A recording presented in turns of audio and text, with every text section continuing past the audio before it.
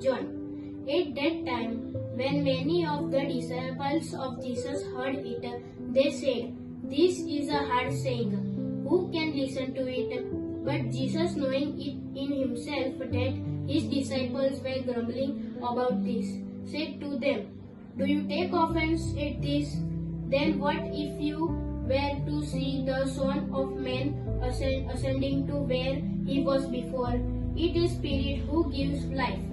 The flesh is no help at all. The word that I have spoken to you are spirit and life. But there are some who do not believe, for Jesus knew from the beginning who those were who did not believe and who it was who would betray him. And he said, "This is why I told you that no one can come to me unless it is granted him by the Father." After this, many of disciples turned back and no longer walked with him. So Jesus said to the 12, "Do you want to go away as well?" Simon Peter answered him, "Lord, to whom shall we go? You have the words of eternal life, and we have believed and have come to know that you are the Holy One of God. This is word of God. Praise to you, Lord Jesus Christ."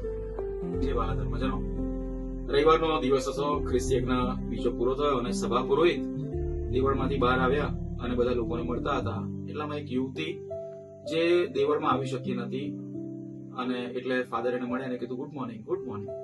અને પછી પૂછ્યું કે ખ્રિસ્તી યજ્ઞ પૂરો થઈ ગયો? "હા, ખ્રિસ્તી યજ્ઞ પૂરો થઈ ગયો.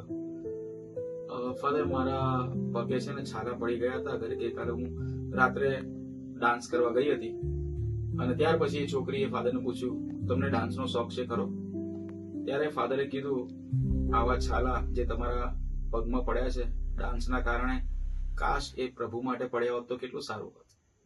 આવા ધર્મજનો, આપણે આજના શુભ સંદેશમાં આપણે સાંભળીએ છીએ જીવનદાયી રોટીનો જે આખો ડિસ્કોર્સ છે, જે રજૂઆત છે, આગળ વધતી જાય છે. અને આપણે સાંભળીએ છીએ કે ઈસુના જે અનુયાયીઓ છે પાછા જઈ રહ્યા છે. એટલે ઈસુ આજે પ્રશ્ન પૂછે છે, "do you also wish to go અવે?" તમે પણ ઈચ્છો છો મને છોડીને જવા માટે? પ્રભુને અનુસરવા માટે એક ડિમાન્ડ છે. શું આપણા પગે છાલા પડ્યા છે કદી પ્રભુને અનુસરવા માટે? આપણા હાથ પર કદી ઘા પડ્યા છે કદી પ્રભુને અનુસરવા માટે? પ્રભુ આજે આપણને પૂછી રહ્યા છે.